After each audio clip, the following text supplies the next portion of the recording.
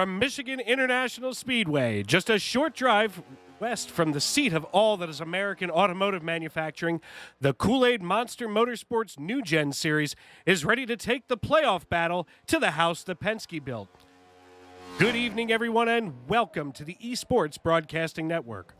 The playoffs are underway here in the KMM NewGen Series, and Angel Santiago looks to extend his lead in the standings over John Garrett tonight in Brooklyn, Michigan. I'm Dave Regal, alongside my partner in crime this evening, Miss Emily Urias, and we're excited to be making this special playoff appearance to be with you every step of the way, from the green flag to the checkered flag on the Esports Broadcasting Network, proudly presented by the Jones Racing Setup Shop.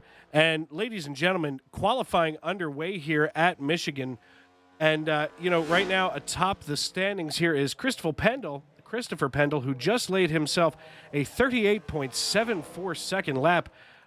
David Lorfano having 38.81. And we're looking for, right now, Zachary Cleek. Of course, Zachary here in the number 11 Chevrolet, laying down that second lap. Right now, sitting fourth. Ira Colehouse in the Mountain Dew number 29 Chevrolet out here laying his lap down, gets himself P3.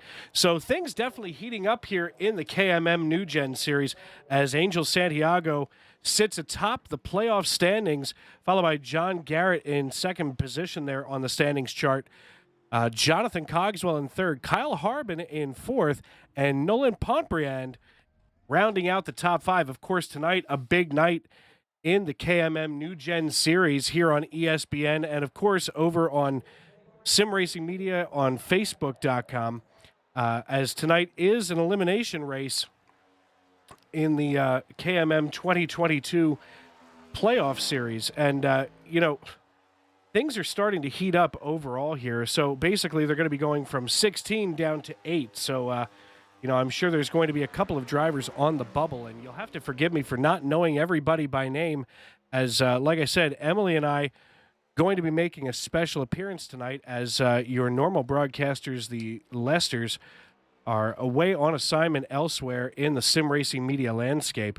Greg Wood Jr. just shoots to the top of the leaderboard here as he has laid down a 38.74, just barely ahead of Christopher Pendle. Kyle Harbin wrapping up his qualifying effort. Right now, just 4 drivers not having gone out to lay down their qualifying laps yet, as Andrew Hurley looking to get his underway here in the number 47 Chevrolet, sponsored by Big Blue Kroger. Of course, Kroger being a national grocery store chain. Glad to have him here. And speaking of grocery stores, we're just about an hour's drive east of Battle Creek, Michigan, and cool thing about Battle Creek is, of course, that is where Dr. John Harvey Kellogg had run a sanatorium in the early part of the 20th century. Several notable people, such as Thomas Edison, Henry Ford himself, presidents, so on and so forth, had gone out there to the sanatorium. Of course, that is where cornflakes were, I don't want to say discovered, but we'll say, quote-unquote, invented out there in Battle Creek, Michigan. Of course, John Harvey Kellogg, not the developer of the cornflake, but his brother, Will Kellogg. Of course, that turned into a complete disaster, and we'll talk about that later, I'm sure, as time allows. But Andrew Hurley getting it all wrong here on his outlap. Rubs the wall. He'll reset and go back to the pits and see if he can do it again. John Pontbriand in the number 96 Jack Daniels Chevrolet getting it on here as he gets ready to wrap that qualifying lap up this time around. Andrew Hurley back out on track as he's going to give it another go. Jonathan Cogswell, your third place playoff driver in the number 27 Blue Oval Ford, logging his lap in, as several of these drivers look like they have not been able to lay a very good qualifying lap so far this evening, as we have several drivers here in the 39s like Jonathan Cogswell, Zach Woods, and Matt Langley. But of course, low number here is John Garrett, running second position right now in your playoff standings, netting that pole position for the time being. Angel Santiago, of course, sitting atop the point standings, However, toward the bottom of the pile here tonight at Michigan International Speedway in 15th so far in his number 90 Blue Oval Ford. Andrew Hurley in the Kroger machine back out here one more time as he's going to give it a go. This is his official first lap. And we see him making his way down the back stretch. And just an interesting fact here about Michigan International Speedway. This is kind of a D-shaped track. This mile and a halfer here in Brooklyn, Michigan, has one very distinct straightaway, and of course the front is one very distinct curve.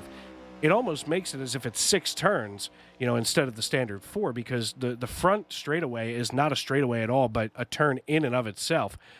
And speaking of turns, Andrew Hurley turning that first lap, netting P14 on the standings. Right now, Sid Butler, Josh Pompriand, Alfred Denny, and Kevin Gibney Jr. still have not gotten their qualifying laps underway. Of course, Josh Pompriand looks like he may have rubbed the wall during his effort, as it looks like he's got a few laps in, but nothing he could get logged in.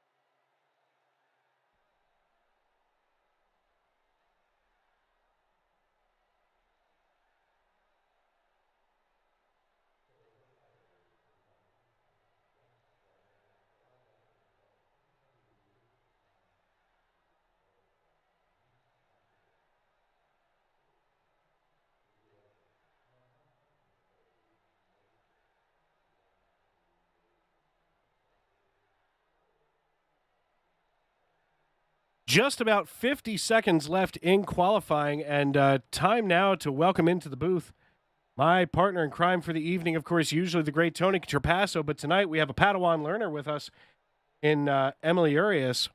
And Emily, glad to be with you tonight, as I'm going to get that screen shared over to you so you can see what's going on tonight. Of course, something that I'm always pretty excited with here. We're going to be going just about 100. Well, we're going to be going 100 laps, so just about 250 miles. And I couldn't be more excited, as qualifying about 15 seconds away from its conclusion. Emily, what do you? I know that you've raced several times here at Michigan. What are you feeling from this? Really, I haven't necessarily touched this track. I believe it's the next gens, correct? Yes, ma'am. Yeah, I really haven't touched this in the next gens, but I knew from the past, the Gen 6, it depends, I know the Highline, is what you want to be at, depending on what the track temp is, but you gotta be careful coming down that bottom line. I do know in the next gens, I believe it's Auto Club and a couple other ones, that you're in that bottom line going down the front stretch, and you put too much throttle on it, you can spin out. Absolutely, and right now, our driver's getting ready to grid, as we're about 27 seconds into gridding, waiting for everybody to get out there. And we're going to take a look here at the grid as they are lined up on pit road. Sitting on the pole position is your point second position, John Garrett sitting on the pole. Greg Wood Jr. in P2 on the outside of row 1. Row 2 features Christopher Pendell and Bryce Kobler. Kyle Harbin and David Lorfano III in row 3. Row 4 is made up with Ira Colehouse and John J. McIntyre. Zachary Cleek and Ron Morris Jr. in 9th and 10th position. Row 6, Andrew Hurley in the number 47 Chevrolet, sponsored by Kroger, of course, and George Jewell on his outside. David Mayo and Todd Cleek make up row 7. Nolan Potabrand and Angel Santiago make up row 8. Row 9, James McKinney and Jonathan Cogswell in number 27 Ford. Zach Woods and Matt Langley in the number 25 Chevrolet make up row 10. Row 11, Kevin Gibney Jr. and Alfred Denny. Sid Butler starts 23rd, and starting shotgun on the field tonight is Josh Pompriand, who, of course, is also sitting in 5th position in our season standings. So things just getting underway here as we see the last couple of cars coming down pit road, Emily. And, I got to tell you, I'm pretty excited here, as we've been invited, of course, to take part in their playoff push here in the KMM series. Oh yeah, and I mean these next gens are a handful. From start to finish, everything, almost any track I've been at so far, you can't just let up just a slight. You have to keep your eyes on the road and just keep this car straight. That's one thing that these cars are. They're a handful to drive.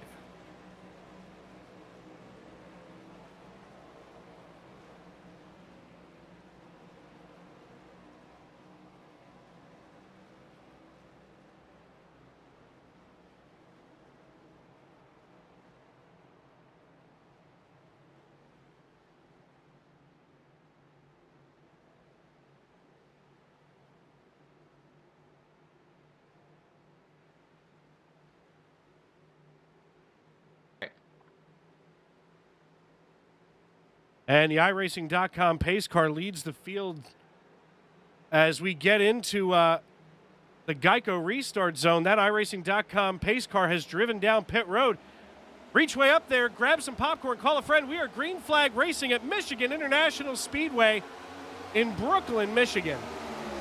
John Garrett in the number 66 Chevrolet takes off here with a good lead over Christopher Pendell. And now Pendell here getting ready to exchange paint here as he gets the number 6. There are 3 6s up top. I can't say that that's a very lucky number. But right now, Greg Wood Jr. in the number 78 Toyota Camry chasing behind John Garrett in the number 66.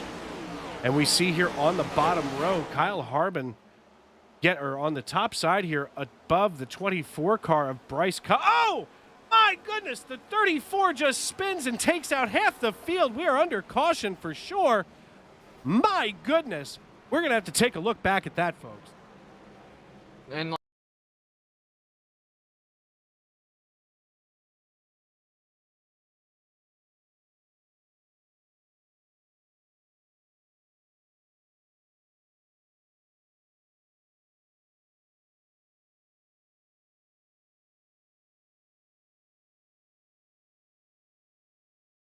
And the one thing here, guys, is if you think about it, at these tracks within the next gens, as I mentioned before, and I'll mention a lot more later tonight, is these guys are a handful. And this comes back to coming out of turn 2 and 4.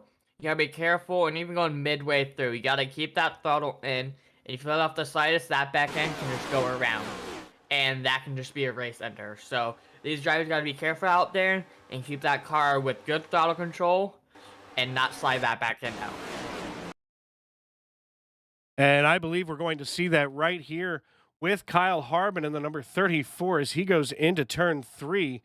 This is where things are going to get just a little hairy as we watch here.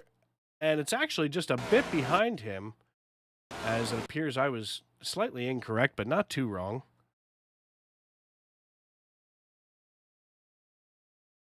You'll have to forgive me, folks. I'm not really familiar with some of the drivers here in the series yet. In fact, basically, we're new. We're very green, but we can see now, here it is, as the 17 gets just past, but, you know, all that disturbed air, of course, upsets him. So there's actually 2 incidents here, the 97 getting loose and getting sideways as well. Everybody just kind of spinning around. At 34 hitting that barrier, man. That was a hard hit. I'll say, and I'll tell you what, now, I'm not entirely sure, but I would hope that if there are fast repairs in this league, that somebody's going to be taking them pretty soon. Oh, yeah, and I mean, that 34, I don't know if he'll be able to get back out here without a fast repair, because he hit that wall with some force. And I believe these cars are going out here at like 180 miles per hour, I believe. We'll take a look at their speeds once we get ready to go back green. 3 laps in of 100. Of course, we are currently marching toward basically... my notes. Toward lap 30. Of course, we're going to have stage breaks at the end of lap 30, then the end of lap 60, and then, of course, we'll be doing 40 more laps to get to the end here at lap 100. Hopefully, this is not a sign of the way that the rest of this race is going to go, as, you know, I know that the KMM NewGen Cup Series is pretty serious, you know, as far as how everybody races and how everybody gets along out here. I've heard nothing but good things about it, Emily. Same here. I mean, I've heard from all of the leagues we broadcast that they run really well, and that's what's nice to hear out there, that the drivers are having fun out the track and not spinning out.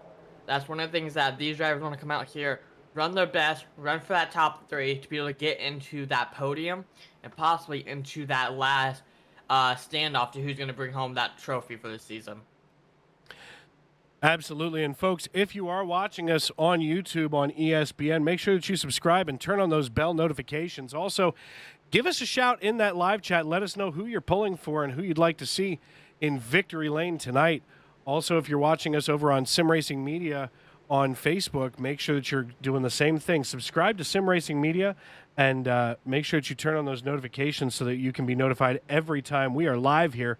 As you know, we've got 6 nights of racing. Of course, Friday night, a pretty busy night, but we'll get into the rest of our schedule later on this evening as, you know, things pretty serious.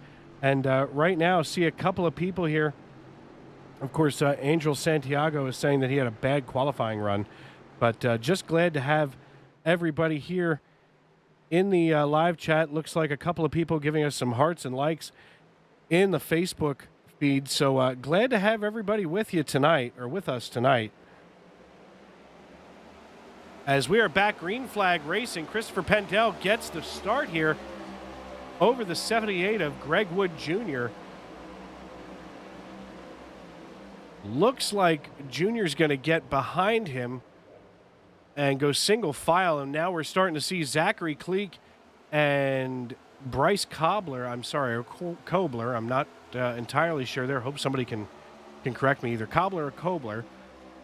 Here on the outside, 24 is. And we see Angel Santiago in that number 90 Helig Myers Furniture Ford Mustang coming on the inside, holding off Kobler. We'll get there, I promise, folks. As Zachary Cleek in the outside now, working the outside of Santiago as he secures the position. Santiago's up 12 positions now. Ooh, and he suddenly just got drops loose down there. He got very loose. What happened there, Emily? Did you see it? Oh, yeah, that's the thing I'm talking about, is coming around these corners. I believe at Chicagoland and sometimes Kansas, including this track, is you go around that midway, and if you hit the burp that throttle just a tad, it can spin that back end around. And I believe that's what we're going to see a lot tonight. Absolutely. We're going to take a look here and see what just happened to Greg Wood Jr. As, of course, timing and scoring telling us that he was just in a wreck. We're going to take a look in just a moment, as I'm still getting used to the remote control here for this particular overlay. We're going to sit here, Greg Wood Jr., of course, in the number 78. We're going to see exactly what happens. And yeah, Emily, I would say that just about how you've been talking all evening long, it looks like Greg Wood just gets himself loose coming out of the turn. Go ahead and take us through this. Yeah, I mean, it might have been just a tad of contact, but looking at it, he just got on that throttle just trying to get away from that 66 car, if I'm correct. Just trying to get away from that car before he got to his back bumper. And putting that too much throttle at that point can spin you around and can cause consequences, which is really what happened here. Hopefully, the 78 car and 66 car can get back out there and compete for the finals. Absolutely. And oddly enough, it was almost like a battle of the graphics machines as, Greg Wood Jr. driving the Pulse Graphics number 78 Toyota Camry and the 66 of John Garrett in the Fort Worth screen printing machine. So, I guess, maybe they do a little bit of battle there in the business world, but apparently also here on the racetrack. Yeah, I mean, really, all of these paint schemes out here, and I say that day in and out, every one league that I'm broadcasting they have the finest paint schemes I've seen so far. Absolutely. And I mean, one of the things with iRacing is, it makes it so much easier. Of course, it doesn't cost near as much as, to put a skin on an iRacing car that it does, a real car. And, some of these guys spend weeks, in advance, of course, in the NIS series and in several of the series that we broadcast on ESBN and Sim Racing Media. We just got done at Darlington, which, of course, was a lot of throwback paint schemes. So, something that's always interesting is the creativity of some of these drivers. Of course, we're looking back here at Alfred Denny in the number 21 Ford, and I'm not entirely sure what that says. And I can't do it that way. There it is. Blackwater Suds. That's different. And I believe we have a pronunciation of how to say that person's last name, Kobler. Thank you. We do appreciate that because, I'm a complete ignoramus when it comes to... thank you, Bryce. Appreciate that. I'm sometimes an ignoramus. I growing up in southeastern and eastern Pennsylvania, we've got a lot of the Polish names. So if you've got like about 7 consonants and ski at the end, I can pronounce that with no problem. But something very simple like Kobler, I somehow just do not have the equipment to get this done. The iRacing.com pace car at Ford Mustang turning its lights out with Christopher Pendell in the number 6 Ford Mustang taking the outside lane here with Zachary Cleek on the inside. Alfred Denny restarts in 3rd. Josh Protebrand in 5th. Bryce Kobler in the number 24 restarts 4th. Sid Butler in 6th. Ira Kohlhaas in 7th. Nolan Protebrand in 8th position. Kevin Gibney Jr. in 9th. And James McCanney in 10th. So these drivers going to be getting ready to go back green as we're going to take a look here from what I'm hoping to be the spotter stand. And by chance, if possibly another caution comes out, you want to take over the rankings for where everybody stands at so far. Absolutely, and that'll be once we get another breather here, as we're 9 laps of 100 in. We'll restart on lap number 10. So these drivers ready to go back green. The iRacing.com Ford Mustang pace car holding the field at bay. Taking a look right now at the number 37 machine of Sid Butler, that KFC Dr. Pepper Chevrolet, getting ready to come back green as Christopher Pendell has his finger on the button. Reach way up there, tighten that belt up, and we are back green flag racing on lap number 10 of 100 at Michigan International Speedway in the Kool-Aid Monster Motorsports NewGen Cup Series. Pendell takes a commanding lead here over Cleek and Kobler. But right now we see what's going to eventually be a 3-way battle here for 3rd position and 2nd. And it looks like everybody trying to string out here, go single file. Honestly, and I know that you've got a lot of experience in the next-gen Cup cars at other racetracks, Emily. I mean, single file seems to... gets loose. Oh, here he comes. Let's see if he can hold it together. He gets down to the apron. We're still under green. He doesn't come up and get sideways. Looks like we're safe for now. And that comes back again to the thing, like, it's really all about throttle control. It's here, Chicagoland, I believe Atlanta as well. There's a lot of these tracks that's coming up that you gotta use throttle control. You gotta be careful with how you burp that throttle, you gotta be steady with it. So that's one thing out here that these drivers are gonna have to start learning from the Gen 6 cars is you can't just go around easy. These ones are so much of a handful that you have to be precise almost with that throttle so your back end doesn't go out, so you don't get loose. And that's what I'm seeing a lot with recently with these cars, is that back end likes to shoot out.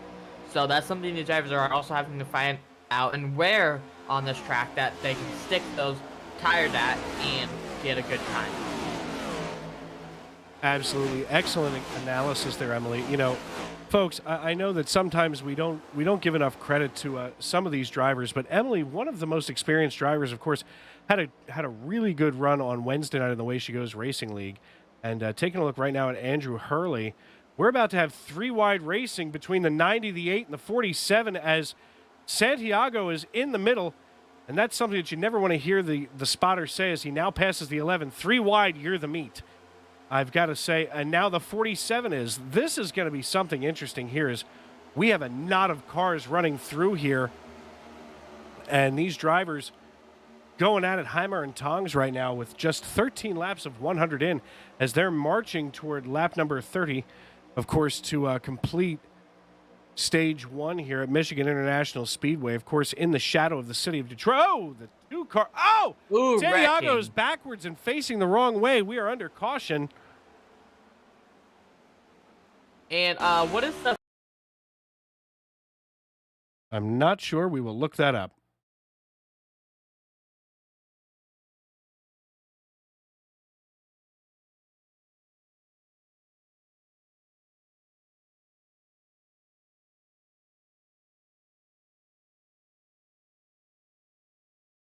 I mean, but the driver has his own thing, but from what I see is he overcorrected the car. His back end started going out, and it just takes a little bit of swerving that steering wheel back to the right to try to save it, and that car just sends straight up into that upper wall. And that's what you see a lot in these next gens, and it's kind of hard to pull a save from that once you lose control.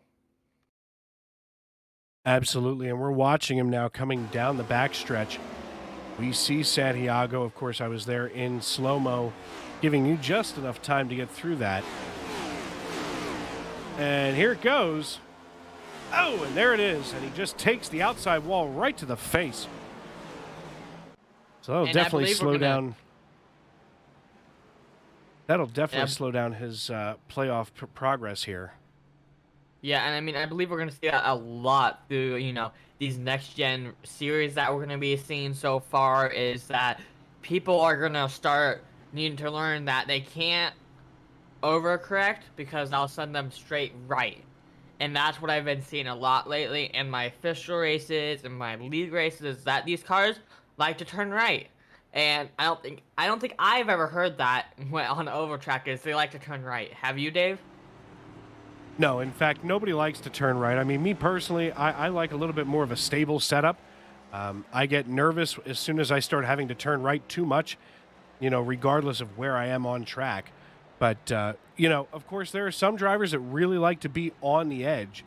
I can't blame them whatsoever. I mean, some of these drivers, they spend hours and hours. Now, to be fair, I race in an open setup league on Sunday nights, broadcast on Sim Racing Media on Facebook, and, of course, ESBN here on YouTube.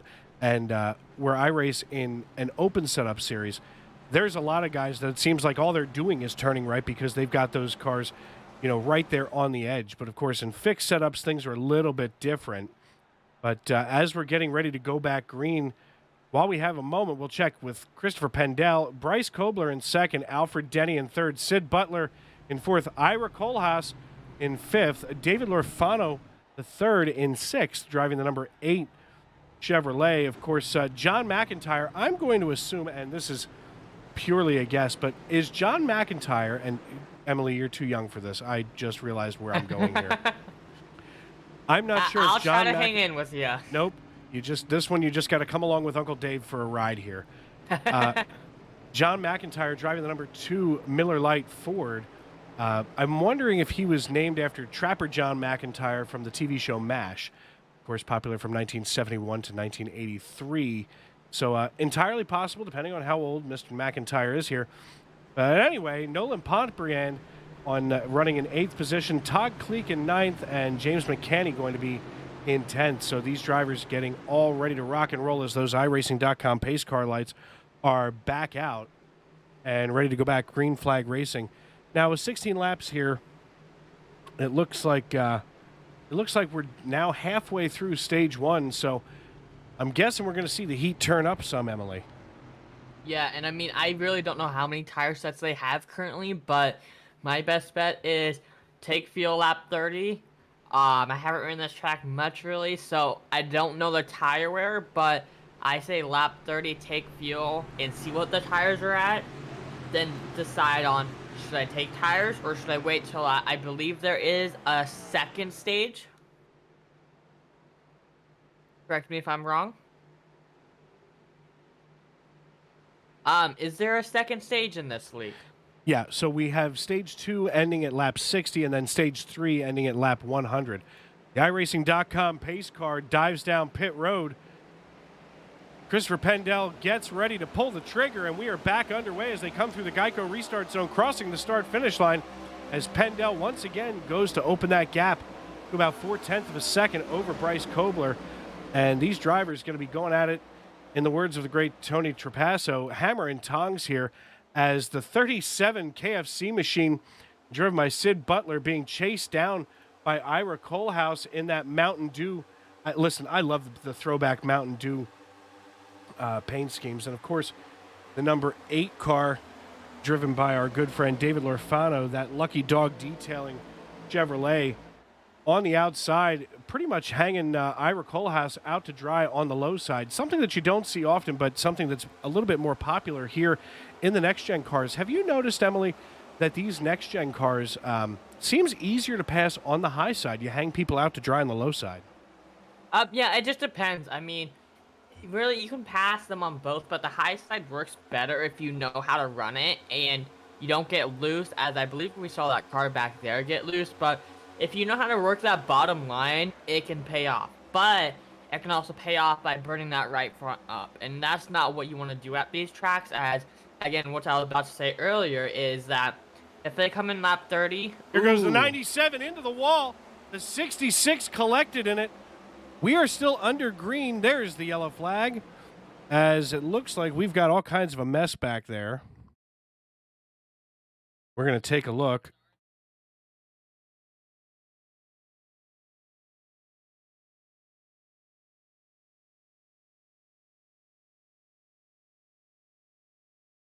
Had a bad heat cycle. They have not had enough green flag run to get heat in those tires so far. No, and the 96 just collecting the 66, and of course that's the second time the 66 has been hit tonight. Maybe the 96 needs to just go on down to pit road and have a nice double of that Jack Daniels on the rocks. As, yeah. I gotta say, it's got to be rough for him. Now, with how many laps do we have till the stage? We're just over 10. So, I mean, this is the time where you might see people come down pit road. Because, I mean, if you pit this early for fuel, that means you won't possibly have to pit for that stage break. But also another thing is, these drivers might be looking at, should I take tires lap 30 or push it and wait till lap 60 so I can save that extra set of tires for that last long run? And it just depends on what these drivers will feel, because I don't know how many laps they can do on a tank, but it just all depends on what these drivers' strategy is tonight. Absolutely, and we are going to step aside, and as we're going to wait and see what happens in basically in these pit cycles, as Emily was just talking about, we are going to step aside and hear from our good friends at the Jones Racing Setup Shop, and of course, Sim Racing Media.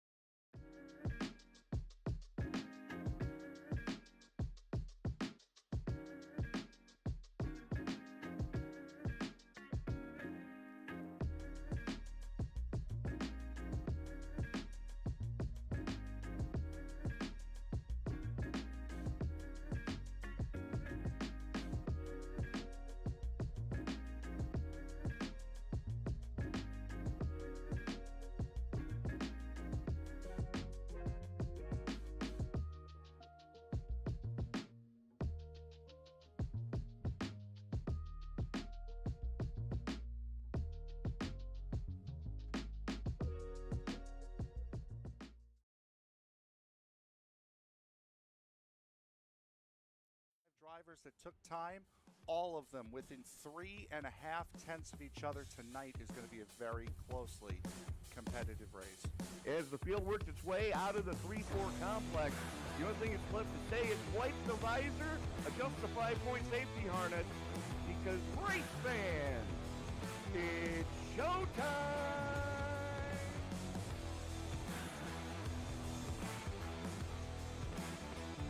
The Amazing looking cars already. Green flag will fly. Oh, the rocket! Well, one thing that you're going to see at this track that we haven't seen the last few weeks is a surface that's multi-group. I think this is the first multi-group surface we're going to have. After an amazing race at Daytona, we now come to the left coast and Auto Club Speedway in Fontana, California for the second round of the Way She Goes Racing League Cup Series.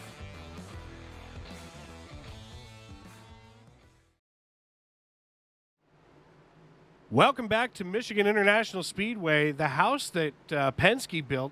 Of course, the captain, Roger Penske, had bought this racetrack back in the 80s for about $2 million, and of course, now it's owned by ISM. But right now, Christopher Pendel sits atop the pile with Bryce Kobler in the number 24 on the outside, restarting in P2. Emily, it looks like after all these cautions have been going on, we're at 22 laps, working our way to lap 30. Let's get ready to go back green. Yeah, and I mean, really coming to this green, I believe once we hit that period, some of them might take tires, some of them might not, because seeing how loose they've gotten, they might just want to try to get some heat in the tires and see how the car feels. So coming green, hopefully they go 10 laps left as Pendel leads this to green, and once he gets that in that Geico restart box, he just kicks it off and pulls a huge lead from the number 24, and 3 wide they bring it. It looks like the 24 car had some trouble on that start and held back a lot of the field. So it's going to be interesting to see how that plays in, if he has damage or something. I mean, he held back a lot on that start. Yeah, absolutely. And, you know, as we say so many times in our broadcast, the last thing that you want to hear, especially in a situation like the playoffs, is 3 wide, you're the lead. And, you know, taking a look here at Sid Butler in that number 37 KFC As Dr. Pepper. And here we are, 3 wide again. And it looks like the 2 car of John McIntyre trying to make it 3 wide one more time here. But, you know, the only way that we're going to be able to get some really good green flag runs is if these drivers get single filed out. I mean, with these next-gen cars, at least in my experience, you know, it's almost better rather than trying to get, you know, spots ahead of you. I see smoke, but no fire. As these drivers get single file, it's easier to try to pick off one car at a time rather than get wholesale, you know, positions on the racetrack. As looks like John McIntyre working his way on the outside lane here. And just getting that car loose, you can see how much he's getting that car loose, how comfortable he's starting to get that outside line with getting that car on that fine line where your back end's about to slide out, but you also still have in that grip line. And that's what these drivers on the outside is trying to do to work it to pass the person on the inside. And like you mentioned earlier, that outside line I've seen from Auto Club Chicagoland can work really well as that bottom line. As long as you can run those consistently and just consistently push and not ruin that right front tire, you should be golden for the rest of the race. Absolutely. And, you know, as we've said so many times, I mean, right now, lap 25 of 100. So just about 5 laps until the stage break.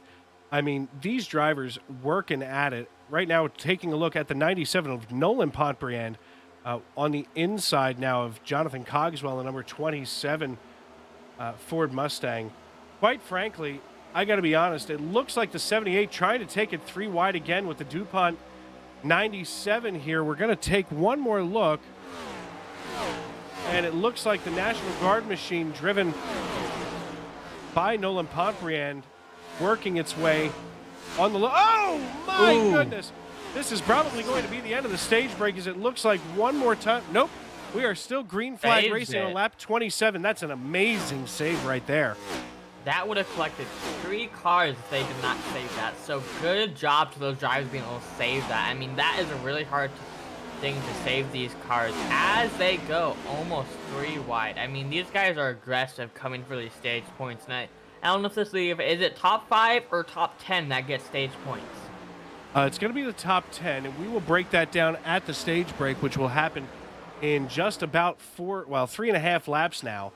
As we're watching this knot of cars with the 47, the 27, the 96, the 78 looking to drop to the low side, trying to get some momentum here, and basically at this point trying to draft off of the 11. And at this point, I think you're better off just kind of hanging on tight, as they all have stage points back through the 47. And, I mean, personally, I'm the kind of driver where once I get to that point, leave me be. Let's just finish the stage. Yeah, and I mean, really out here, you got 2 stages. Then you got the main final finishing that matters, the top 3. Really, all that matters out here, to my opinion, is leaving that last lap. No, I absolutely agree. And right now, taking a look at the 47, falling in line just in front of the 07 of George Jewell in the Domino's machine. Of course, trying to make that delivery here and work his way further up in the line here. But right now, John McIntyre in the number 2 machine, looking like he's trying to bring it home. But Bryce Kobler not settled where he is, as he's working the inside of the 8 car of David Lorfano. Lorfano on the outside, the 6 of Christopher Pendell trying to get up there, as we have now begun lap number 30. So at the conclusion of this lap will be the end of stage number 1 here at Michigan International Speedway. And you can see that car just pushing to try to get those extra 2 spots. I mean, you could even see him right on that bumper to where, he makes that wrong move, he's going to send the 8 into that wall. And that's going to be an end discussion with those 2. That's probably going to have a nice little chat if that happens. Absolutely. John McIntyre leads the field now. Trapper John, you know what? For the rest of the night, he is Trapper John McIntyre as he crosses the start-finish line to complete lap 30. And that should signal the end of the stage in just a moment here. As it does, they come across the line. Your top 10 in stage 1. Your stage 1 winner, of course, Trapper John McIntyre in the number 2 Blue Oval Ford, sponsored by Miller Lite. David Lorfano III in the 8-car machine, of course, by, sorry, I just looked away from my notes, Lucky Dog Detailing. Bryce Kobler in the number 24 finishes 3rd. Christopher Pendell and Ira Kohlhaas in the Mountain Dew Throwback 29 finishes out your top 5. Alfred Denny in 6th. Sid Butler, Jonathan Cogswell, and Todd Cleek in the number 4 Cleek Racing Machine in 9th, and Nolan Pontbriand in the National Guard number 97 Chevrolet round out your top 10. They, of course, will be awarded stage points, and I will get that stage point information to you in just a moment, as, of course, there's so many things. Keep in mind, folks, and I'm not trying to give us any excuses, so to speak, but Emily and I not really familiar with KMN, so, we're currently flying by the seat of our pants. But the way that it works here at the end of a stage is first place will receive 10 points, second place 9, third, 8th, and so on down through 10th position at 1 point. So I'm guessing wholesale pit stops here, Emily. Yeah, that's the thing coming down it is if the people pitted last caution, they might stay out and push their tires and save that last set. You never know, because looking like it, they might have a green flag run. I don't know with how much fuel they can do on these cars at this track yet, but if they have a green flag running, they might want to save that extra set of tire where they can take tires, take a full tank of fuel, run out there, and run down these cars that use a tire lap 30. So it just all comes down to who has the last tire set or who's faster and knows how to save these tires. And wholesale pit stops through all of them. So this is where we're going to see if they're just going to take tires, fuel. This is where it comes down to who's going to get out there, who's going to get the lead to be able to run that, lane choice. That's a major part of these tracks out here, especially in these next gens. And, really coming out here, do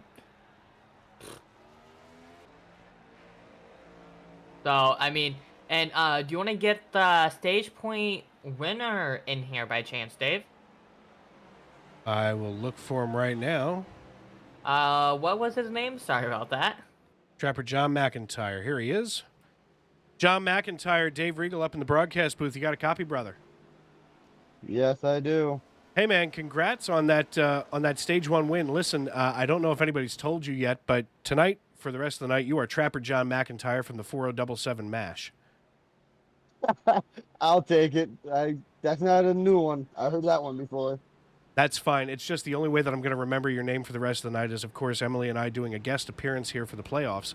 And that Miller Lite Ford up there handling pretty well for you. Actually, it's handled like a dream, to be honest with you. How was your tire wear? How you feeling about it? Tire wear is going to be iffy for this stage. Yeah, I guess it's kind of hard to judge tire wear when you've got that many cautions running through there, eh not? Yeah, I mean, I did a 21 lap run in practice, and I was only down to 66, so. Oh, yeah. Oh, I feel you. All right, brother, well, listen, pace car lights are out. I want to send you back down. You were in race room 1, correct? Correct. All right, man. I do have listen, one question for you, though. Have a good rest of the night. Emily, we're going to have to catch up with him as the pace car lights are out, and we don't want to distract him as he's getting ready to get restarted. Of course, as we get restarted, it's McIntyre, Lorfano, Pontbriand, Denny, Pendel, Kohlhaas, Cogswell, Sid Butler, Todd Kleek, and Greg Wood Jr., your top 10, as we're getting ready to go down the backstretch of this D-shaped track.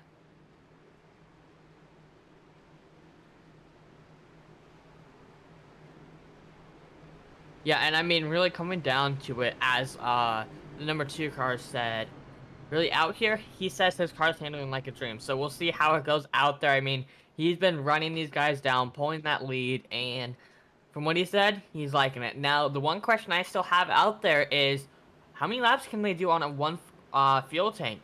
Because we come to that lap 60 stage, will we have a green flag run, or will we be able to make it to the end? That's the one question I still have out there, and hopefully that'll be solved after next stage. So we'll see, and I mean, and that's where we're also finding out how many tire sets. So hopefully they'll have enough tire sets to get them through, and I mean, like he said, 21 laps he did, 60% tires. So that tells you, as he leads it through the Geico restart and goes for, I mean, pulling that lead. I mean, that has to be at least now half second gap he's going to try to pull on these guys. We've seen it before a lot if he can run that outside line. And a lot of these guys possibly got new tires. So they're going to try to be careful, not get loose, because again, we're only 32 laps at the line into this race, so they still got 58 laps left, and that's pretty big with these big of tracks. So, I mean, and coming out here, as the 8 is going to be challenging the 2, and I believe a car just got contact back there, so we'll have to check that back later, as the 8 is, I believe, just falling back, you know, saying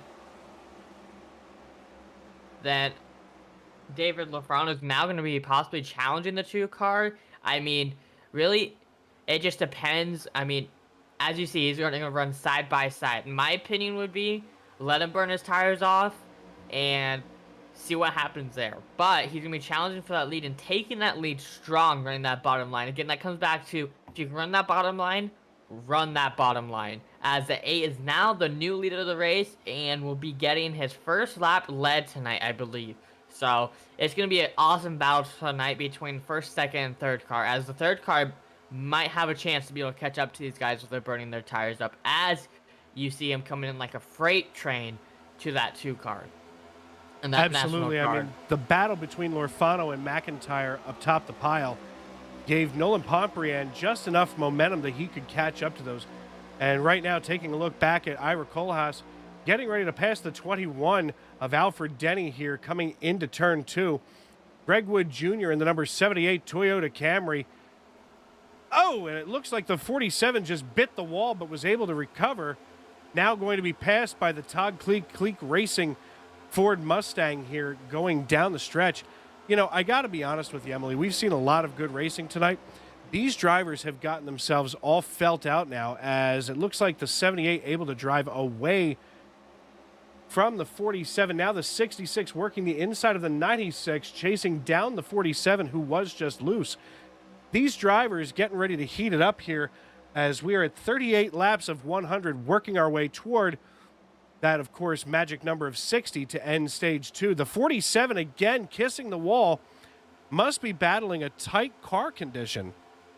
Yeah, and I mean, really, from what I've had from Chicagoland, I ran Wednesday night with these cars is if you damage that right front, it starts tightening up that car. Like real life, you damage something, pinion rod, tie rod, and you try to go back out there, it'll tighten that car up, it'll make it handle different. And in iRacing, they try to make it realistic, and it's pretty nice how they come out here from the real life and put this into a sim with how good these cars run, making it more realistic every time more data comes in, and that's what we like to see out here.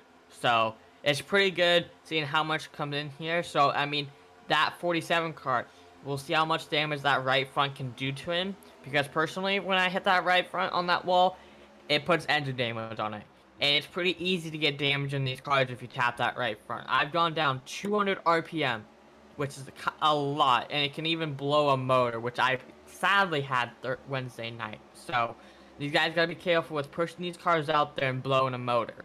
That's one thing you don't want to do when you still have 10 laps to go, is blow that motor and competing. I say if you have damage, wait till 3 laps to go and push that car, because that's where you have a safe area of, you know what, I got 3 laps to go, you know, full send it and hope I can make it to the finish. Absolutely. And taking a look here at Josh Pontebrand in the number 96, securing away 16th position. Pontebrand up 9 positions. Greg Wood Jr. from Hagerstown, Maryland, in this number 78 machine, down 5 positions from where he began, but he is working his way back up through the field. Of course, the Hagerstown, Maryland native here using that number 78 Pulse Graphics, and you can check out Greg Wood's Pulse Graphics Facebook page over on Facebook at Pulse Graphics or pulsegraphics.co.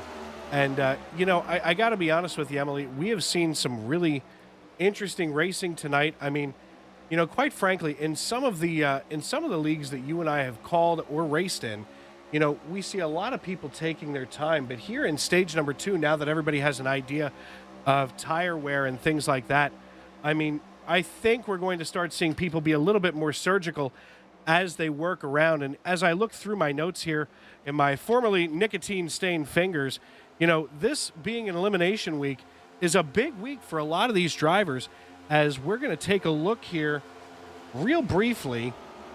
Of course, I'm looking at something completely different. However, taking a look at the driver standings, things starting to heat up as James Santiago on the bubble. Zachary Woods basically on the bubble in 8th position right now, with David Lorfano in 7th and Greg Wood in 6th. Of course, you know, Zachary Woods there in 8th position, a little bit nervous, and several drivers here in that bottom 16 position. They're in a lot of danger right now, Em. Yeah, and I mean, these guys gotta try to keep points up, as they have people up there like Zachary, David. I mean, they're up front right now. So they got to try to catch these guys and not get themselves out. So that's why we might see a lot of them in the back right now, or some of them trying to get those stage points. Then you'll see that, you know, once they get in the top 10, get some of those stage points, they might drop back, then start pushing later in the race to try to get, you know, up into those points and get into that cutoff point where really that's where you want to be at. If you're not there, then that's when you're like, I need to find a different strategy to get my way back into it if possible. Absolutely. I mean, you know, the scary thing is here is that they just don't have a whole lot of time left, you know, especially if you're, you know, down here, John McIntyre. Of course, looks like Bill Sleep has pretty much eliminated himself from this next round of the playoffs, as he has not taken the field tonight. But Trapper John McIntyre was up here, you know, leading this piece for quite a while, now down 1 lap. Not really sure what happened, except that he had come down for an early pit on lap number 42. So something interesting there as far as pit strategy, as lap 42, just about 18 laps before the end of the stage. So not sure what's going to cause that. You know, maybe it's just because the team that I race on, we usually try to pit at the same time. We usually, you know, you're watching the leader, you're watching this person or that person. But, you know, for some reason, Trapper John decided it was time to come down then. I mean, it might be a pit strategy where he gets new tires or something. I really don't know. He might have not gotten tires coming down pit road for lap 30. It all depends. So that is something interesting. I guess that'll change the game of what's going to happen tonight. I mean, anything can happen at these tracks. So it's kind of like Talladega. Anything can happen. A new winner can be crowned, and really anything will happen and can happen. Absolutely. And taking a look at Bryce Kobler in the number 24, I think this paint scheme is going to be my most confusing of the night, as he's got the big 55 that's, of course, part of a custom color paint scheme, or a custom number paint scheme, and the 24, which is, of course, his lead number. And, I got to be honest, these drivers tonight, especially, here in the top 10, duking it out, making this race exciting for all of us tonight. Yeah, I mean, they're making it interesting. That's the least word to use. They're making it quite interesting out here, making it 3 wide here and there, throwing in some, good battling, just trying to give us some things to talk about again. And the battling these cars with fixed setups and even open setups is nice once these are equaling out, because now they're all on the same tires, they all have the same speed, and they're all going to be able to pass each other, have fun, but also not try to have too much fun where they bring it 4. I mean, you can go 4 wide at this track if you know what you're doing. So these guys got to be careful to see what they're doing when they're going 3 wide, so somebody doesn't come up on you and so on. And that's one thing that these guys will have to be careful about if they go 3 wide. Because I know if I go 3 wide and I hear, you're the meat, you're in the middle, I kind of, wheels start shaking. I don't know if that's just me. Is that you, Dave, too? No, I'll tell you what. Usually, if I'm 3 wide and in the meet, I usually back out. There's no reason for somebody like me. I mean, don't get me wrong. You're in a different echelon of driver than I am, Emily. I mean, I'm a fair to Midland driver, and I belong in the broadcast booth, not on the track most of the time. I kind of equate myself to, Michael Waltrip. I could win a race here and there, but most of the time, I'm more entertaining to be here. Say so, Luis. I mean, you're an amazing person out here, helping us out here, and thanks a lot for you being out here with these broadcasts and doing a lot for us. Well, Emily, I mean, here's the thing. SRM and ESPN it's a family. I mean, they took me in basically off the street. I was working a little side gig for myself, doing a Monday night NASCAR Xfinity series, and here I am sitting on a Friday night in prime time with you, and I mean, watching Christopher Pendell now taking the lead over David Lorfano in the number 8 machine. These drivers going at it, Emily. We're going to stay right here and keep an eye on them. Yeah, and would you like to do a turn it up really quick? Absolutely. We are going to turn it up and allow you folks to hear the amazing sounds here on lap number 51 of 100 of the Kool-Aid Monster Motorsports NewGen Cup Series at Michigan International Speedway.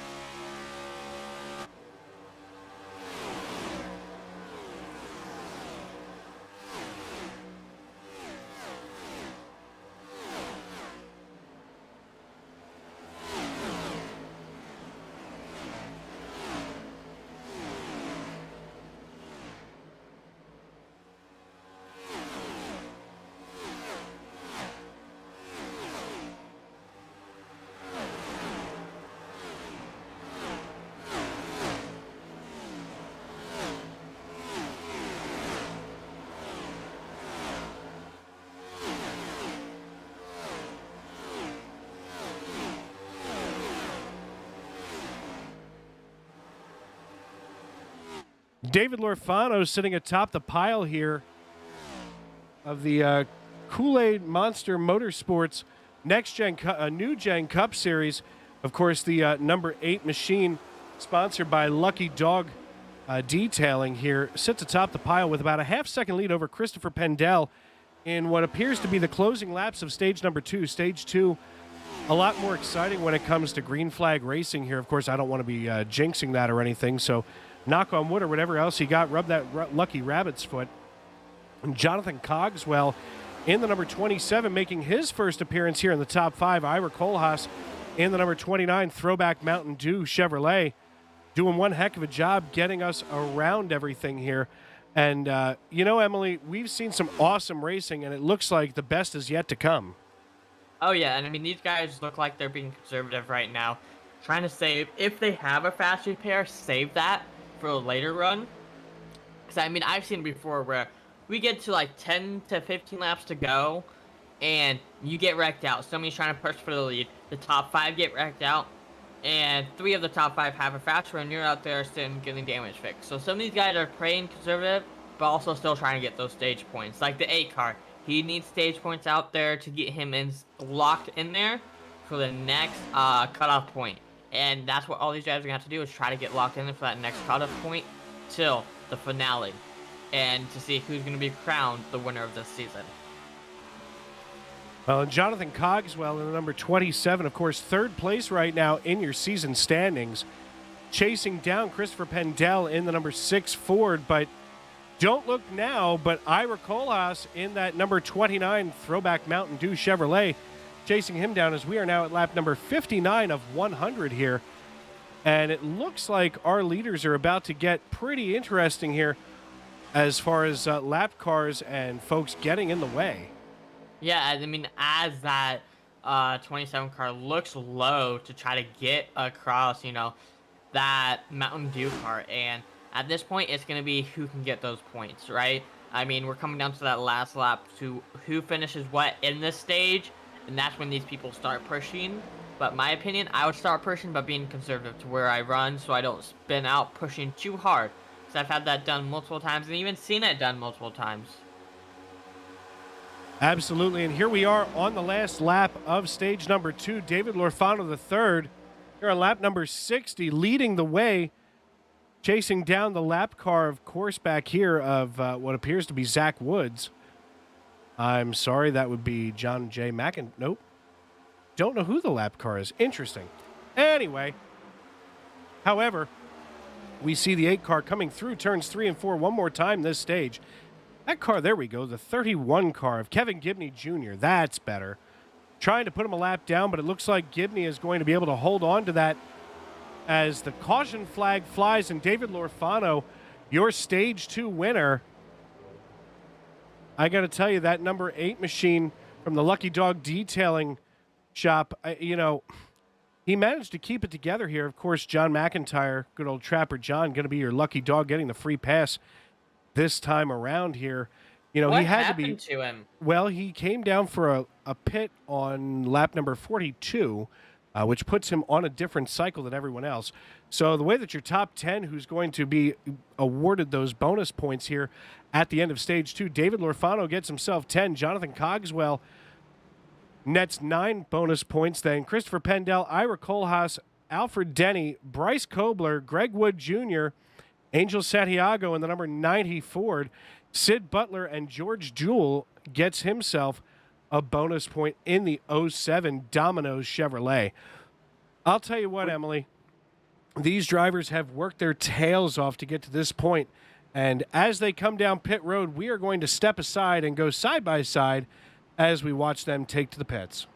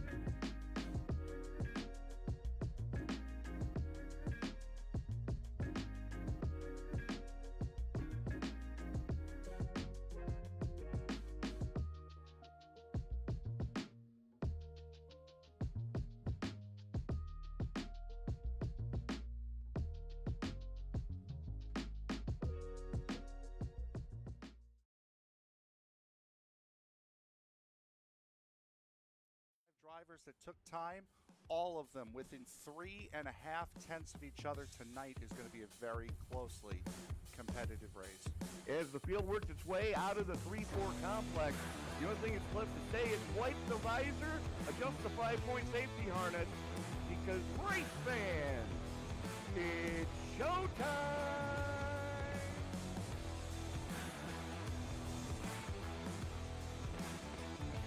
Amazing looking cars already. Green flag will fly. Oh, the rocket! Well, one thing that you're going to see at this track that we haven't seen the last few weeks is a surface that's multi-group. I think this is the first multi-group surface we're going to have. After an amazing race at Daytona, we now come to the left coast and Auto Club Speedway in Fontana, California for the second round of the Way She Goes Racing League Cup Series.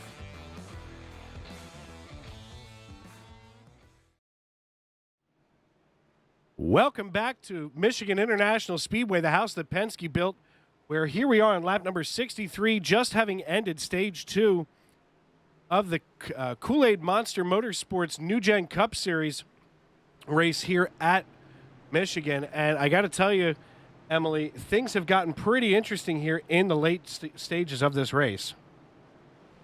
Yeah, and really coming down to it is people should have taken tires at this point with the tire, wear off we've seen, and should have taken a tank of fuel. And when I think that, what is his name that got his lap back? Sorry about that. I believe it was the number 2 car, correct? That was the number 2 car of one Trapper John McIntyre. Yes, so I believe what his strategy was pit and, taking a little bit extra time as they go green, and the 8 leads it off, pulling a big, gap from them. So, Absolutely, and Cogswell hops out here in the number 27, already to a quarter-second lead over David Lorfano. Looks like we're going to have a little bit of a battle here between what appears to be Ira Kohlhaas in that Mountain Dew Chevrolet, as he is now working his way toward Bryce Kobler in the number 24 Chevrolet. Yeah, and really coming out here, it's going to be whoever saves that lap, saves their tires or saves that last set of tires. It's going to come down to green flag stops if we have them tonight. Well, quite frankly, there's only about 35 laps left here, and however, I am unsure of what the fuel load is. Of course, that's my mistake, and folks, I apologize for that. Whoa, we've got 3 wide with the 78 blowing through here, as the 78 has split it and decided he wants to get around Bryce Kobler to take on race leader David Lorfano in the number 8 car. I'll tell you what, things just starting to heat up as these drivers have now gotten the rhythm down, as we are going to have all kinds of competition around the racetrack. Taking a look now at Cogswell and Denny. These drivers, Emily, they have really gotten this setup and this track down pat. Yeah, and really learning it, that's where my opinion is. Coming into these tracks that are like 100 to even 150 laps I've seen before, and coming to these tracks and doing that, after going late into the round, that's when you start getting a feel for how the track is, the track temps, what you can push your car to, what limits. You can only do so much in practice. You don't have those other cars around you to push you to your limits and push you to your car's limits. So that's what really comes out to it. If you're out here at this late in the race, you got to feel for how your car is running. You know what you can push and what you can't. So that's what we're going to start seeing these drivers do, is push their cars to their limits and themselves to their limits. Absolutely. And, I'll tell you what, from stem to stern, this race has been incredible. Once we got through the initial hiccups, which, don't get me wrong, Emily, you and I have been in enough NIS races, enough public races, heck, enough league races where, it usually takes a little bit until everybody gets their act together, so to speak. Don't get me wrong. I work a full-time job, family, the whole schmear. So whoa, and it looks like we've got some side-by-side action between the 34 and the 6th.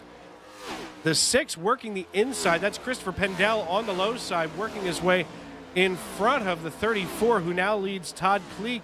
Kleek looking to the inside as he has seen how the 6 did it and going to try to replicate that same thing. Anyway, I'm someone that I've got, a family, a full-time job, and of course here I am broadcasting several nights a week with SRM and ESBN. So I don't always have time to practice as much as I should. So occasionally that hour and a half before a race is all many of these drivers have because, to be fair, this is a hobby. This is not, at least for most of these drivers, this is a hobby, not a profession. Of course, the professional drivers in the, Coca-Cola series, so on and so forth, they, of course, dedicate all of their time to practicing and getting better at each track. So at the beginning of a race, I usually expect to see hiccups like that, and, this league no different, as we do see the 6 car now working the inside of John Garrett in the 66, as that And the Fort car Worth is in a wall. in the wall, but recovered as we are going to cross the start-finish line for lap number 70 of 100. Your race leader, David Lorfano, in the number 8 Lucky Dog Detailing Chevrolet, followed by Bryce Kobler, Greg Wood Jr. in that Pulse Graphics machine. And, I'll tell you what, down here through 5th position, these drivers all single file, working it out, knowing that the only way that they're going to get to see lap 100 is basically to work at each other one at a time. Yeah, and I mean, that's what we've talked all night about is, slowing it down. You still got, before we said it was 70 laps to go, start going single file. Maybe once we get to 10 laps to go, that's when you can start pushing it, double file, or even 5 laps to go, I say. Is when you can start pushing the car, pushing your limits, try to get those, mop up those spots. But I personally would still take it one by one, not trying to mop up 4 spots in one go, because that can cause issues and lead to a caution from the past experiences. Oh, absolutely. And, a lot can change from lap to lap. But right now, looks like things atop the pile going to be pretty steady right now. And, I look back through the field, your points leader, Angel Santiago, running it in right now 13th position, of course being chased down by John Garrett in the point standings. John Garrett, of course, up here in the number 66, and I just want to work through some of these points as this is something we're going to have to keep a close watch over, as the stewards for tonight. And got to be honest, as I pull that up just a little bit better, I do see James Santoyo not out on track. George Jewell right now running in 17th position, so he should be able to jump over him. And Zachary Woods also a lap down. Actually, he's a few laps down here. So looks like George Jewell may be able, as he was only 7 points on the outside of the bubble looking in, with those laps, he may very well overtake Zachary Woods. This is going to be an interesting night, not only on the track, but in the standings as we work our way toward lap 100 with 73 completed. Yeah, and some of these guys in the point standings that, top 3 in point standings are probably just taking it easy and trying to just, get some points added up to it, trying to get a top 10, top 5. There's still going to be some of them that's just going to try to go for top 3. But I say if you're top 3 or even first in points right now, and depending on how close it is, I say top 5 for this race until we get to the next race would be pretty decent. It still gets you points, but as long as you got some points for the stages, you should be set where you don't need to finish in first. You might drop back 1 to 2 spots, but that'll put you in third. And you can run it next week to try to get those spots mobbed backed up. It just depends on whatever track you're comfortable running at. Absolutely, and as we go from that Sweet 16 to the Elite 8, these drivers definitely going to have to tighten it up, especially atop the pile.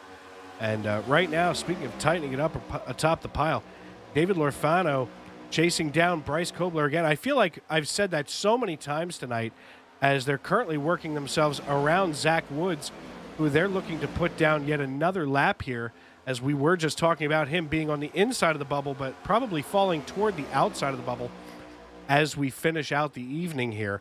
And, got to be honest, these drivers, everybody kind of identifying where they, quote-unquote, belong, as the 78 and the 6 right now going at it hammer and tongs And we are going to have a 3-wide situation. No, we're not. Just kidding. As the 78 tucks himself behind the 6 and decides maybe it's better to try to draft to get around the 29 rather than try to muscle it out on his own. And how many laps are left currently? We are at the quarter mark. We are at, whoa, and there's a little bit of contact between the 29 and the 6. 25 laps to go here at Michigan International Speedway. And as I was talking about it earlier, I do want to touch again, of course, Michigan International Speedway in Brooklyn, Michigan. And, quite an interesting location as we're just east of Battle Creek, Michigan, and just west of Detroit. So kind of right in the middle of everything here, which I realize seems different, because we're here in Michigan. But, of course, something also that I've noticed in the state of Michigan, there is another Nashville, as Nashville, Michigan is just north of Battle Creek, which is just a tiny little village, but, of course, so is Brooklyn, Michigan. A lot of history up here in the Great Lakes region, and glad to be part of it tonight at the house that Penske built. Of course, as I mentioned earlier, Roger Penske had bought this. Actually, I lied earlier. Oh, and we are under caution with 24 to go. David Mayo and Josh Pontebrand getting into it. We'll take a look.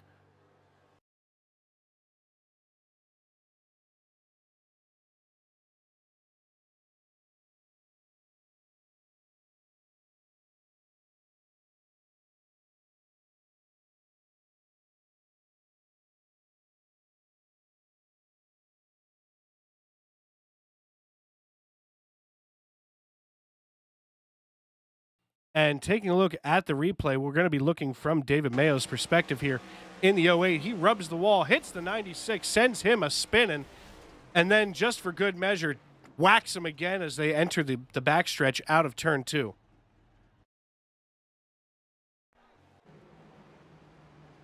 Yeah, and I mean, coming out here with the 70%, I believe now it's going to be who has that last tire set left, because you think they have 3 you figured all of them should have 1 set of tires left, right? You take tires at lap 30, 60, then you have 1 to play with between lap 60 and 100. So we might see wholesale pit stops from everybody coming down, of course, to get fuel. And we might see a lot of people getting tires or just saying, you know what? My car's feeling good. I don't need tires. I'm going to get out there and gain those positions. So it's really going to be whoever wants for those positions or who wants fresh tires to be able to make up those positions. So it's going to be really interesting to see who takes tires and who doesn't. Absolutely. And Kyle Harbin, first down pit road, stays out and stays off of pit road. Bryce Kobler, the first down pit road. We are going to see one heck of a race here, I'm pretty sure, as right now everybody's shuffling positions as they've gotten basically into their pit stalls, which, of course, are determined by your qualifying position. We see the 78. Looks like the 66 is just a little bit slower, but winning the race off of pit road going to be Bryce Kobler in the number 24 Chevrolet as he gets ready to lead the field out. And quite frankly, looks like Kyle Harbin was just in on lap number 61. So maybe Harbin thinking he can gamble. But, I know you and I, Emily, have seen it time and time again. Kind of a gamble with, older tires, especially, 17-lap older tires? I don't know if this is a smart idea at all. And I mean, considering from what we heard from our friend that jumped in for winning the first stage was he did some practice laps, and after 21 laps, his tires are at 60%. So it's going to start getting risky possibly to see how much he saved those tires with having, I believe, 20 to 22 laps left to go once we hit green flag. Once we hit that green flag, right? Absolutely. We're at 22 to go right now. And those pace car lights should be turning out any moment as we'll get ready to go double file for the restart here with 22 to go. Of course, we were ticking them off pretty good for this entire stage since lap about 63. So just about 40 laps. The pace car lights turn out. We get back double file here as the 24 of Bryce Kobler going to take the outside lane. Kyle Harbin on the inside. Row 2 going to be Nolan Pontebrand and David Lorfano, Jonathan Cogswell and Ira Kohlhaas in row 3, and Alfred Denny, Greg Wood Jr., Todd Cleek, and Angel Santiago in the number 90 Blue Oval Ford, rounding out your top 10. So your points leader, Santiago, trying to work his way back up as he is chasing down, of course, or not chasing down, but being chased down by John Garrett. And Garrett, of course, right now running in 12th position, so plenty of distance between those two. And, you know, I got to be honest, the John McIntyre, that's interesting. Well, he's not anymore. The John McIntyre Miller Lite machine, Trapper John back here in 13th position as he did get that lap back. But the field coming down the backstretch one last time here under caution as Kyle Harbin going to have control as we get ready for the pace car to dive down pit road here after they exit turn 4 in that AmSpec number 34 Chevrolet. You know, I got to be honest, there is only 2 Toyota Camrys out in the field, everybody else having Camaros and Mustangs. So a lot of American power here in Detroit, well, just in outside of Detroit. But Kyle Harbin gets into the Geico restart zone, gets a good jump over Bryce Kobler, did not spin the tires. However, Kobler on that fresh rubber, able to work the outside pretty easily. However, it's opening the door for David Kobler. And I got to be honest, I don't know if this is a wise move here, Emily, as you're considering putting somebody with 17-lap older tires in the middle. And it looks like Kobler thinks better of that decision. Yeah, so, I mean, now that's going to be said with the, 34, or, hoping, he's probably hoping there's a late caution so he can have that set of tires where he has, a couple laps faster tires, which, I mean, looking at right now, I mean, it's going to be a single file line, possibly, and just going at it, seeing who's going to finish with this, 20 laps to go. So at this point, people are going to start pushing their cars, start pushing them to the limit, or even coming down to 10 laps to go. That's when we're going to start seeing things get interesting. 3 wide. I mean, even 4 wide, because this track, you can go 4 wide with how big it is. So that's when we're going to start seeing people pushing the cars as they go 3 wide right there. Oh, he makes contact with Santiago, but Santiago keeps it steady. They're 3 wide again as the 66 Fort Worth graphics design machine comes up behind the 6 of Christopher Pendell. Pendell able to hold his position. Nobody wrecks. We're still under green with 18 to go here. And Todd Kleek and the Kleek Racing Ford Mustang holding it all together as the Farm World driver makes it there. But just behind him, if you're hungry, make sure that you're ordering Domino's. That 30-minute guarantee as we are under 30 laps here at 18 to go at Michigan International Speedway. And one more time, we're going to step aside and pay some bills as we want to thank our sponsors, of course, the Jones Racing. Oh, and never mind. We've got a car backwards, sideways, upside down. Santiago goes into the wall. All kinds of mayhem breaking loose with 17 to go.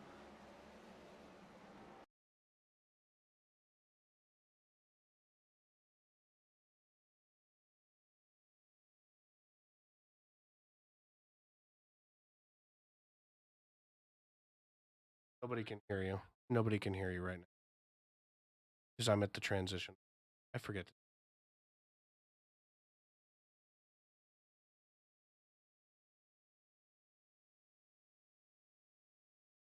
Alright, so this is where we start seeing people, like, when that 6 car gets loose up there, people are thinking where they're wanting to go, as that car behind the 6 car just has nowhere to go. So at the 31, as 07 lines up into the 4, I mean, really, having nowhere to go is really hard in the corners, as that's when you start getting loose, and at that point, you're along with the ride. You don't know where you're going, you're just hoping you make it through and have not much damage out there. Absolutely. I mean, great observations there, Emily. I mean, when it comes to analysis, you have really nailed it all night long. And, here we are looking from the Goodyear blimp down upon our amazing field tonight. Of course, 24 strong, and right now, only 21 out on track. But, regardless, these actually, I lie. 19 out on track right now. But, I'm not going to lie. These drivers have really been duking it out all night. There appears to be about 14 cars left on the lead lap as we are officially in the closing laps here with 16 to go at Michigan International Speedway. I mean, I got to be honest. The last couple of races, in fact, I did yours on Wednesday night with the Way She Goes Racing League, and something I do want to bring up here when it comes to the Way She Goes Racing League. Let's take a look right now at all of our productions right now for Sim Racing Media. Of course, here we are on Friday nights. We are the nightcap here at 9:30, the Kool-Aid Monster NewGen Cup Series. Then, of course, at 8:30, just a little while ago, we had the Circle B Diecast Super Speedway Series at 8:30. The Wicked Sim Racing Series was at 9. Now, tomorrow we are off as we don't have anything scheduled for Saturday.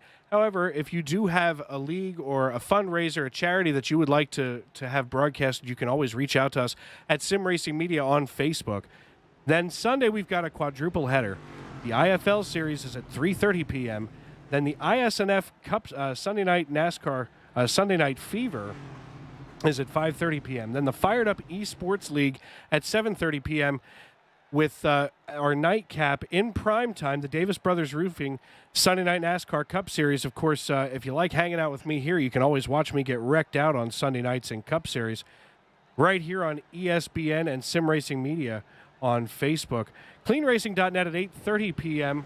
on a Monday, as well as the Circle B Diecast Series at 8:30 p.m.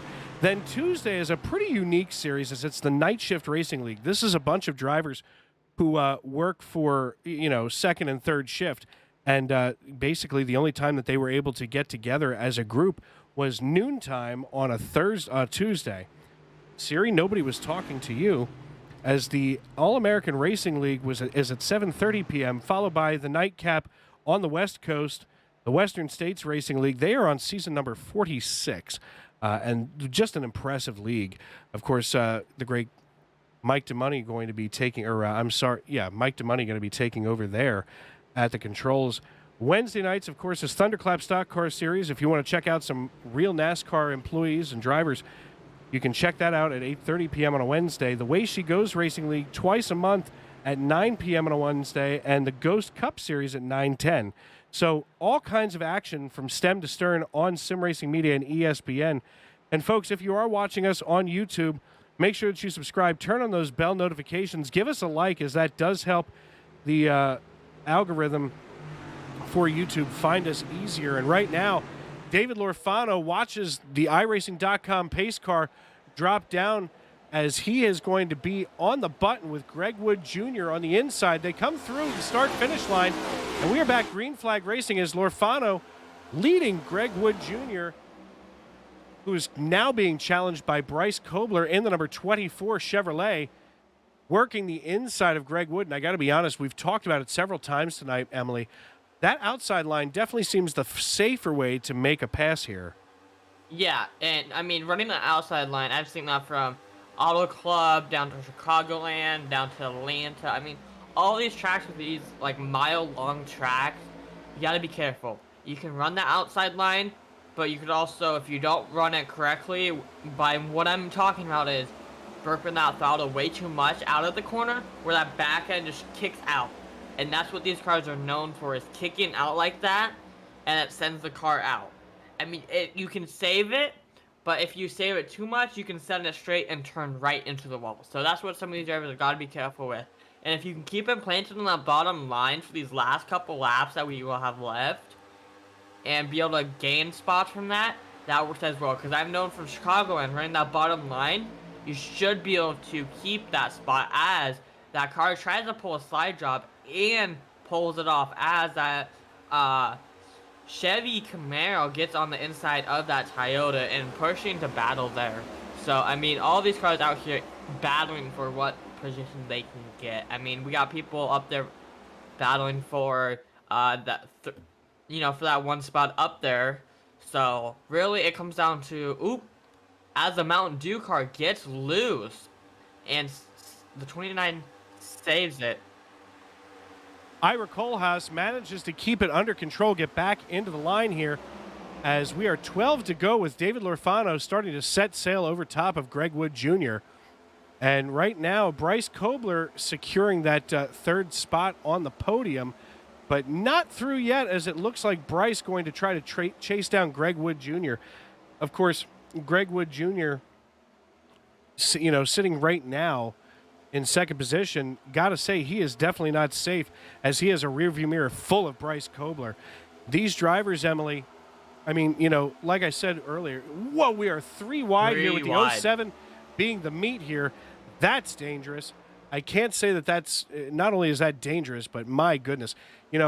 We talk a lot, speaking of the Davis Brothers Roofing Cup Series on a Sunday night at 8:30 p.m., their commissioner is, to my opinion, Mr. Consistency, Chris Claude. And when he sees things like that out on the track, I watch him back out of the throttle real fast.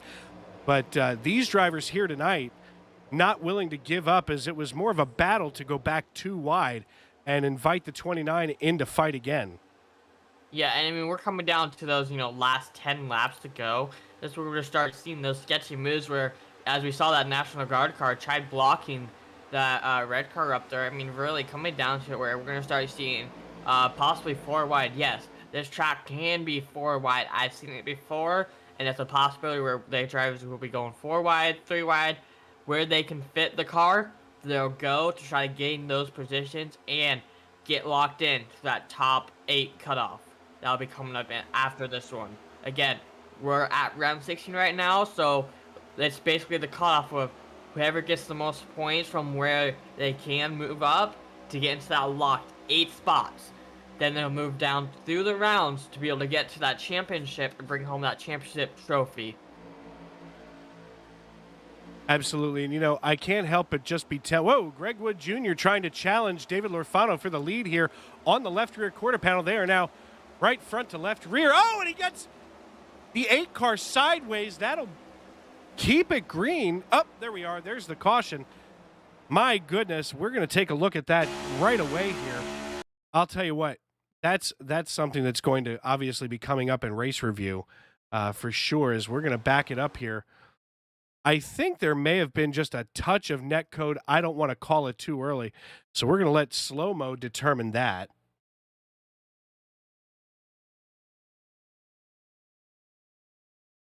As we can see right here on the replay, the cars basically less than a foot from one another. There was contact between the 78 and the 8 as the 78 drifted up into the 8 and just pushes him down like Mr. Plow from The Simpsons, just through the grass. So a little bit of landscaping going to be necessary before we have another race here at Michigan International Speedway. That wall. I'll tell you what, that will probably end Lorfano's night here atop the pile. I mean, I don't know if they have fast repairs, though. I mean, I've seen a couple of these cars out here with clean cars after getting hit. So, I mean, he might have a fast repair saved in his back pocket, like I've talked about, saving it for those last main parts. Like, we're going to be going, I believe, 7 to 6 laps to go once we go green.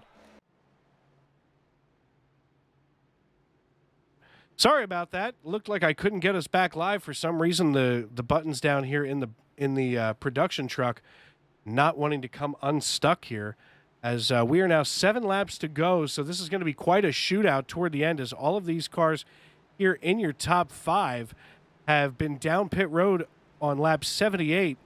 Interestingly enough, Kevin Gibney Jr. in the number 31, which will, of course, feature right here, And in that also, Sewer Brothers Ford, he was down on lap 84, as well as Kyle Harbin.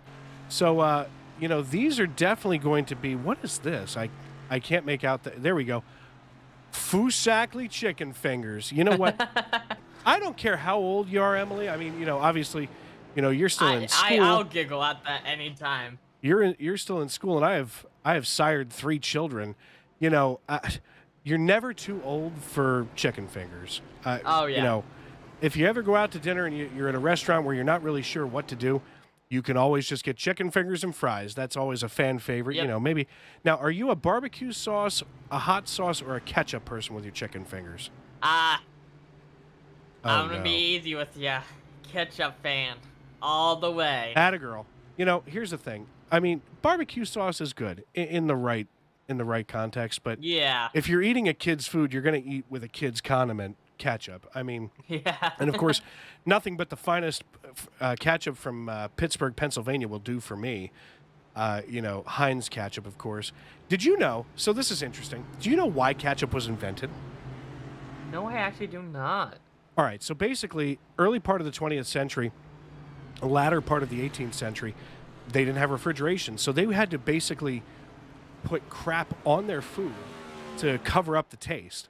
And so, I mean, of course, chicken fingers, not a thing in the late 1800s. But regardless, there were things called catsup, and they were in like green bottles and things to cover, because there were like fish guts and all kinds of weird stuff in them.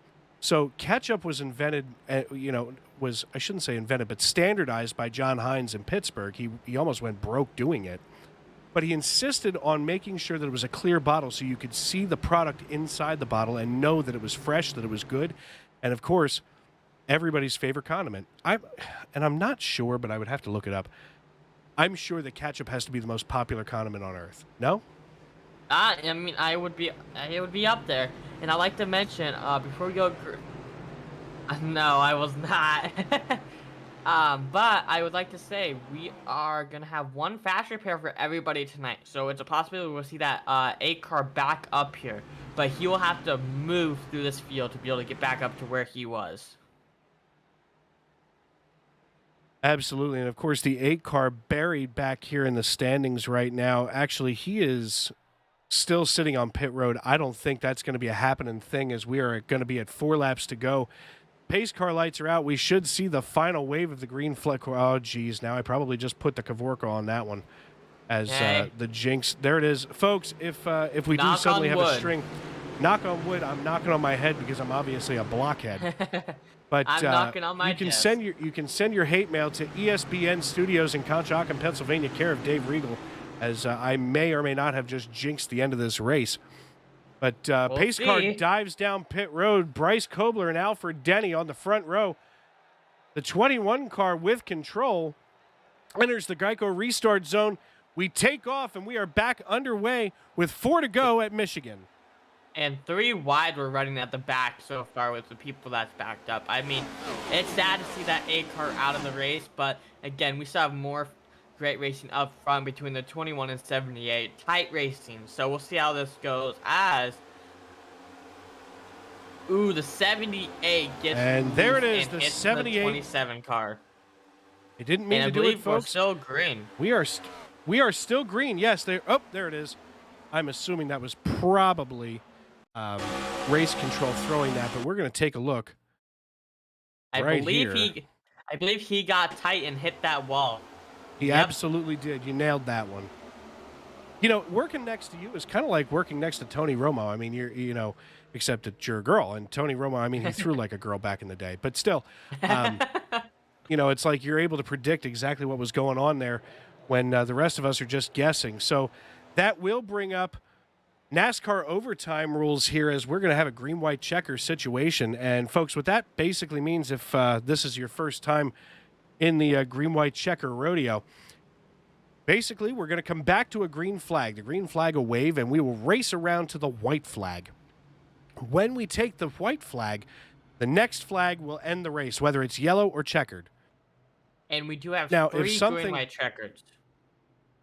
Correct. Now, if something happens between the waving of the green flag and the waving of the white flag, reset the field and we'll do it all again. And just like Emily called right here, there are going to be 3 attempts to get to the end. And those 3 attempts will, well, hopefully we only need 1, but Lord only knows we'll have to use all 3. I've been in situations like that, and believe you me, that is nerve-wracking of the highest order when all you're really trying to do is get to the checkered flag. Yeah, and can I say, I mean, trying to plan out if there's going to be 3 green-white checkers for your fuel thing is also hard, because, sometimes you plan it out where you put enough fuel in the car for 1 green flag checkered and hope it runs green. Then if another one comes out, you're out of fuel. So that's something these drivers, I believe, don't have to worry about with getting that caution in between that pit window, laps 60 and 100. So some of these guys are lucky that they have enough fuel to finish this race off with. Absolutely. And I mean, I don't think fuel is going to be an issue at this point. These drivers are all sitting there in their seats trying to get reacclimated. And because at that point they were really getting ready to call it a night. But now you have to reset your brain a little bit to power through these last 3 laps. as we will be going back green in about 2 laps. Yeah, and I mean, really, coming out here, let's hope they can run this, and let's see who's going to finish this. It's going to be a really tight battle between the 24, 21, and that 11 car back there. All of these cars out here are fast cars, and on the same set of tires, if you say so. I mean, so it's going to be whoever was able to save that right front. As we've been told before, that right front gets burnt out after a certain amount of laps. Absolutely. And, you know, right now, as we're waiting for the pace car lights to go off here, let's take a look here at your top 10 as these drivers going to be giving it all they got here under our NASCAR overtime. Bryce Kobler sits atop the pile. Alfred Denny, Kevin Gibney, Zachary Cleek, Trapper John McIntyre, and the number 2 Miller Lite Ford. George Jewell, Sid Butler, John Garrett, and Ira Kohlhaas in the number 29 Throwback Mountain Dew. You know, here's the thing. Mountain Dew was like the first of the energy drinks, and we never even thought of it as an energy drink. It was just kind of like, it was citrusy. And I mean, Mountain Dew, Sundrop, if you're from the South, you know, just a good drink. And of course, you know, also from the Southeast, Mellow Yellow. And of course, Mellow Yellow is still very popular, obviously huge sponsor with the NHRA. As far as I know, still a current sponsor with the NHRA. But Sid Butler, of course, in the number 37 machine. One of my other favorite paint schemes of the night, that KFC Dr. Pepper. I, oddly enough, once had a boss who, the owner of a business that I had worked for, she had met, number one, complete Dr. Pepper addict, and wound up at a KFC and was able to get a pail of Dr. Pepper. I don't know what the deal was, if there was some kind of a promotion, but there was a pail of Dr. Pepper. Of course, Dr. Pepper also a major sponsor of the Dallas Cowboys, big Southern drink there. But and if you're really good, and if you're worried about your blood sugar intake, you can always have Diet Dr. Pepper. Tastes delicious. But right now, Bryce Kobler sits atop the pile, takes off in the number 24 Chevrolet. NASCAR overtime engaged as Alfred Denny now stretches out behind him. Kevin Gibney Jr. in the 11 going side by side with the 31 with the 11 of Zachary Cleek. And Cleek now running in third position as they are side by side coming out of 2. Cleek gets loose, but able to recover that one. However, Cleek now sliding back, opening the door for Kevin Gibney Jr. However, Trapper John working the outside of Gibney as Kobler getting ready to come through turn 4, bringing it past the entrance to pit road. Barring any crises, we are white flag. Now we're racing back to the checkers here, but the battle still raging behind him as Trapper John alongside of Sid Butler. These 2 cars tonight have been duking it out, and I'll tell you what, if this is any kind of indication, just like the Way She Goes Racing League on Wednesday night, I'm hoping to see some fireworks here at the end, because that was exciting for me, Emily. I know that you were actually wrecked out at that point, but my goodness. So right now, taking a look, we see the 11 of Zachary Cleek working the rear, the 29 and the 66 coming together. However, Bryce Kobler, your race winner here, the checkered flag flies in the Kool-Aid Monster Motorsports NewGen Cup Series, won by Bryce Kobler. Alfred Denny comes across the line in second, Kevin Gibney Jr. in third, Sid Butler, John McIntyre, good old Trapper John, Zachary Cleek in the 6 car, Ira Kohlhaas in 7th, John Garrett in 8th, George Jewell in 9th, and Kyle Harbin rounds out your top 10. Emily, what a race. All right, and I am back. It was a heck of a finish, Emily. I'll tell you what, these drivers had worked their tails off to get through here, and just glad to see Bryce Kobler able to bring it home, as I'm assuming we're going to see him celebrate here around the start-finish line as Alfred Denny and Kevin Gibney Jr.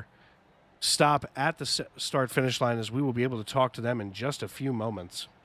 Yes, and I mean, I sadly missed out on this finish due to my internet, so hopefully I can go back and watch the broadcast and see how it ended. I mean, these drivers were great from the start to finish, so let's get them in this interview room and talk to every single one of them, right?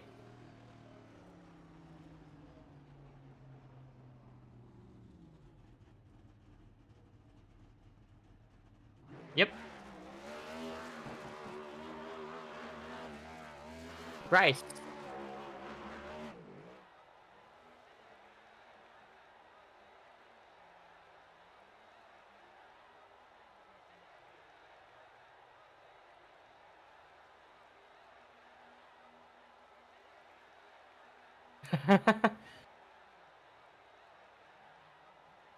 Just waiting for that engine to blow.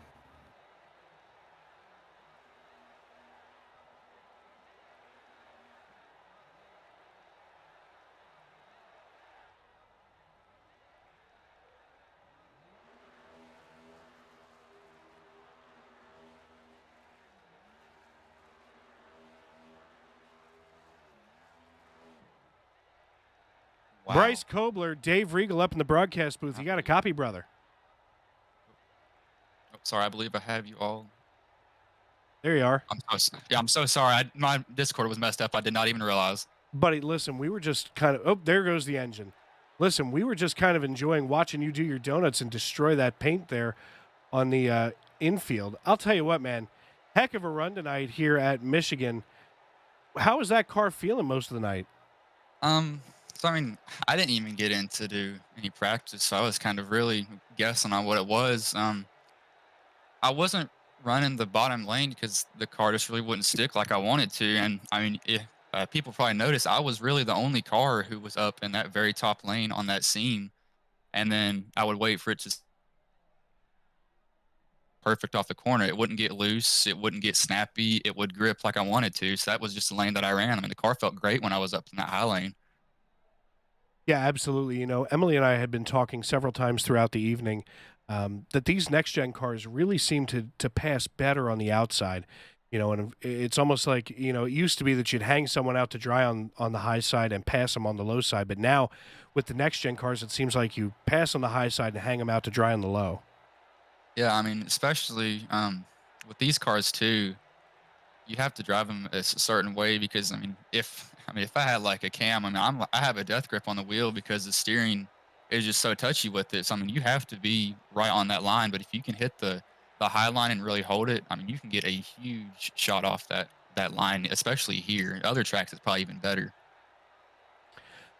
Absolutely, man. And listen, you know, you held off some really incredible racing tonight. You know, as I'm looking here through the standings, there's not a single driver who's in the top 5 in your point standings right now who's actually in the top 10 in tonight's finish. You know, so you held off the best of the best here in the league. Before we cut you out, is there anybody that you'd like to tip your cap to and thank?